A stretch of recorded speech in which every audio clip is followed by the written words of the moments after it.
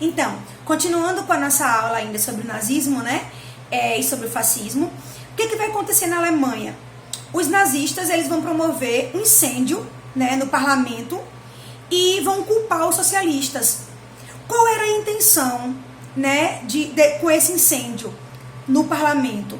Primeiro, era se livrar de uma série de documentos, né, que tinham arquivados naquele prédio público,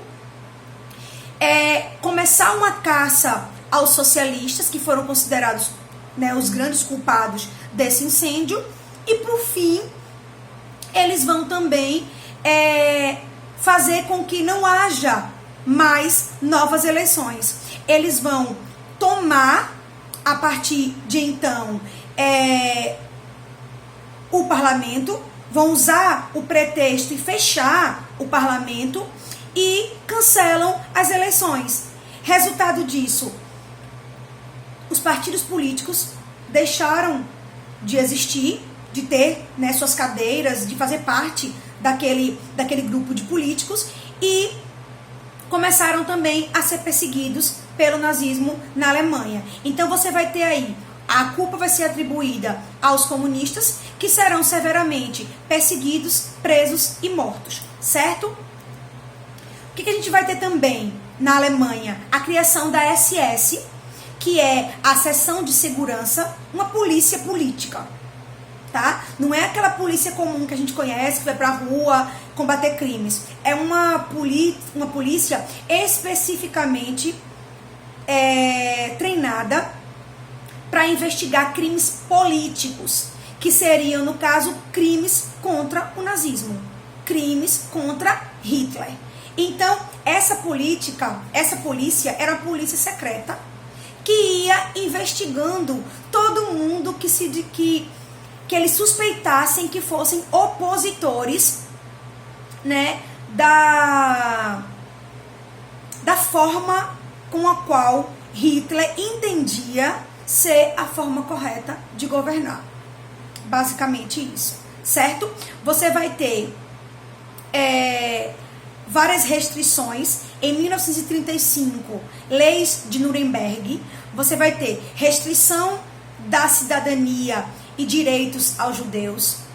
Gente, isso era muito triste, né? Os judeus, eles tinham que andar na rua colocando na roupa uma estrela de tecido que eles próprios confeccionavam, que representando a estrela de Davi, né, aquela estrela de 5 pontas, que era para identificá-los na rua, ou seja, alguém andava, via com a estrela, é um judeu. Então, desce da calçada, se um alemão estiver na calçada, não podiam usufruir de transporte público, né, a maioria andava a pé, não podiam frequentar os mesmos lugares que os alemães. As crianças foram retiradas da escola, algumas ainda passaram a estudar em escola para alemães ou para judeus, outras saíram da escola.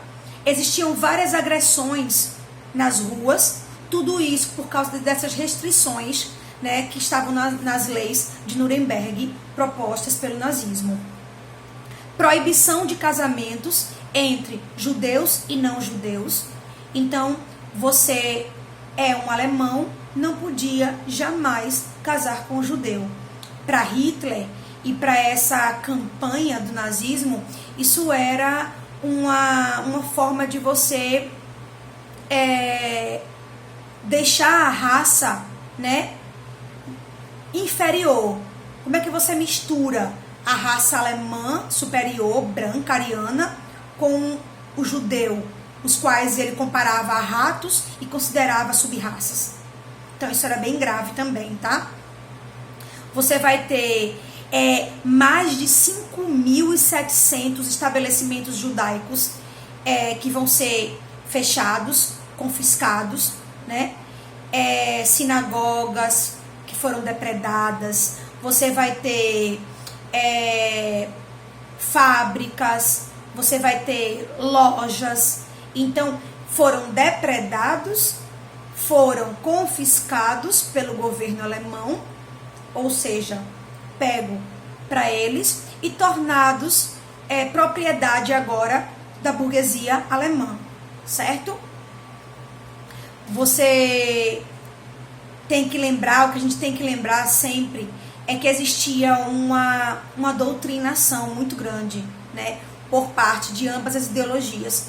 Aliás, por parte das 3 ideologias em questão, porque a gente acabou de estudar a União Soviética, então, tanto daquele tipo, né, de socialismo de Stalin, quanto do fascismo de Mussolini, quanto do nazismo de Hitler, você vai ter uma doutrinação muito grande, em que as pessoas elas vão passar de fato por uma lavagem cerebral e passam a odiar os diferentes, né? Passam a odiar aqueles, principalmente no nazismo, tá? Isso é muito forte no nazismo. Hitler listava pessoas, né? Grupos de pessoas, aliás, que para eles eram inferiores. Então você vai ter aí, óbvio, judeus, comunistas, ciganos, negros, homossexuais. Olha a quantidade de grupos que a partir de agora eram perseguidos e a maioria deles violentados em qualquer lugar, porque as pessoas se achavam no direito de fazer isso. Então você vai ter isso muito forte dentro das escolas, certo? Criação de obras públicas, investimento na indústria bélica, que é a indústria de guerra, criação de leis trabalhistas com limitação de salários. Olha o que é controle aí, olha o que é regime totalitário. Isso é regime totalitário. O expansionismo militar, a gente já falou, né? Primeiro eles vão anexar a Áustria, tornando o domínio nazista maior. Vão anexar posteriormente na Tchecoslováquia os Sudetos, né? Porque na Tchecoslováquia tinha a região dos Sudetos, que era uma região onde basicamente eles iam encontrar uma população que para eles deveriam estar anexadas, próximas, que era a população da mesma origem, né? Então aquela região dos Sudetos, na Tchecoslováquia, ele vai também anexar para sua política. Você vai ter em dia 1º de setembro de 39, a anexação da Polônia por parte do exército nazista. Aí é o início da Segunda Guerra Mundial. Então, a Segunda Guerra Mundial ela vai começar em setembro de 1939, a partir da anexação, da invasão, da tomada da Polônia por parte do exército nazista de Hitler. Esse é o grande ponto que vai deflagrar a Segunda Guerra Mundial. O que a gente precisa falar um pouco mais, até mesmo para começar na próxima aula a Segunda Guerra Mundial? A gente precisa falar a respeito das características, resumindo mesmo como um todo, as características. Gente, a crueldade era uma característica própria do nazismo alemão.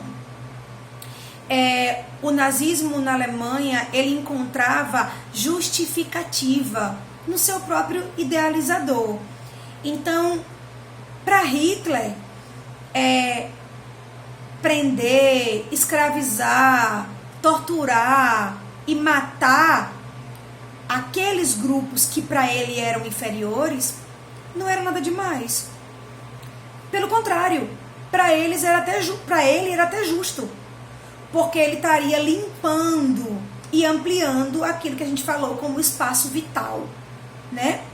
O espaço adequado para que os alemães pudessem viver, tá? Então você vai ter também a presença de regimes totalitários na Espanha, né? E aí um fascismo espanhol que ele não, apesar dele não ser tão comentado assim, né? A gente sabe que houve, claro, difícil a gente encontrar alguma coisa na internet especificamente, porque é tão falado do nazismo, né?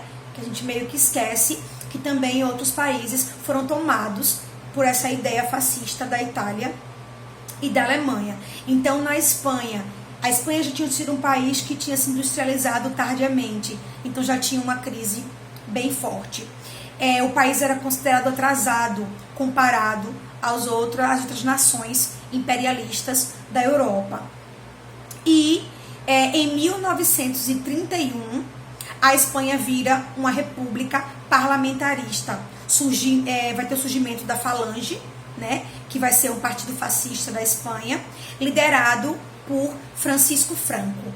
Então, a partir daí, a Espanha começa a se aliar, entre aspas, à Itália de Mussolini e começa a copiar aquele sistema de regime fechado, totalitário, com uma única pessoa no comando, nesse caso, o Francisco Franco, né? E começa uma série de revoltas, de lutas, como também houve na Itália, como também houve na Alemanha, porque isso nunca parou, tá? Entendam que na Alemanha nem todo mundo era nazista, como também na Itália nem todo mundo era fascista.